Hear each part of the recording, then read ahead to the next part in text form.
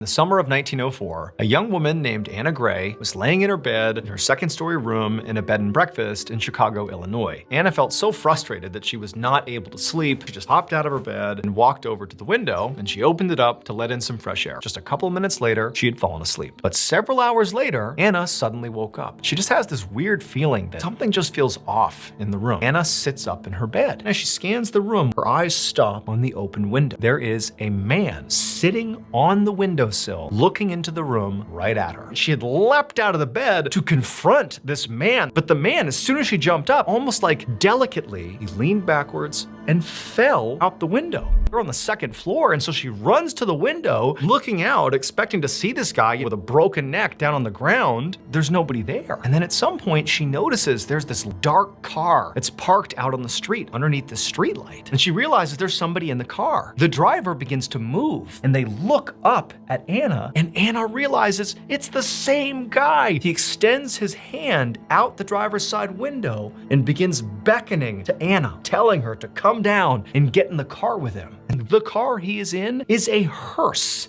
And instinctively, she just jumps back, slams the window, and sort of just pretends like this can't be happening, like this is not real. But then after a couple of seconds, she's thinking, I gotta make sure I know where this guy is, where he's gonna go next. She goes right back to the window to see what he's doing. But now the hearse, the man, they're gone. This guy doesn't reappear. Eventually, she crawls back in bed, and after what felt like forever, she drifted off into a fairly light sleep. She opened her eyes again, and sunlight had filled the room. She had survived the night. She headed out to this brand new department store, and for the next several hours, Anna just has a great time enjoying shopping. When she was up on the fourth floor, after she had purchased all the things she was gonna buy, she decided it was time to leave. She makes her way over to the elevator, she hits the button, the doors open up, and there's loads of people on this elevator car. It is packed. Anna kind of waved them off and said, I'll take the next one. The doors don't close. She hears this voice come out of the elevator car, and it's this kind of rude tone. It's a man's voice, and he calls out, "One more!" And she looked into the elevator car, and she noticed it was coming from the guy who operated the elevator car. When the guy kind of poked his head through and looked at her, she realized the elevator car operator was the man in the hearse that she had seen in her windowsill. It was the same guy, and just was like, no, I'm not going in there, no. Then the doors close and the elevator disappears. And she suddenly heard this loud metallic crunching sound inside of the elevator shaft, followed by what was obviously people screaming. It would turn out